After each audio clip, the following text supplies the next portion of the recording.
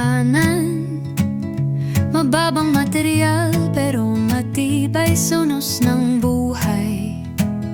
Presko ng hangin, ulan sa bubong na nagbibigay aliw sa loob nito. Ligaya ay walang patid. Bahay kubo, maliit man sa tingin, puso'y puno ng pag-ibig. Palasyo kung ituring, sa bawat sulok kapitbahay ay nagkakaisa.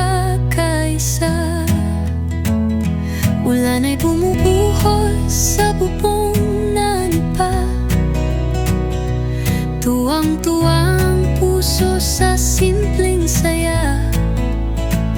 Kapitbahay tumutulong sa pag-angat ng kubo. Pagmamahal at pananampalataya, sandigan ng tao. Sa simpleng buhay, mayamang di masukat. Pag-ibig sa puso, ang tunay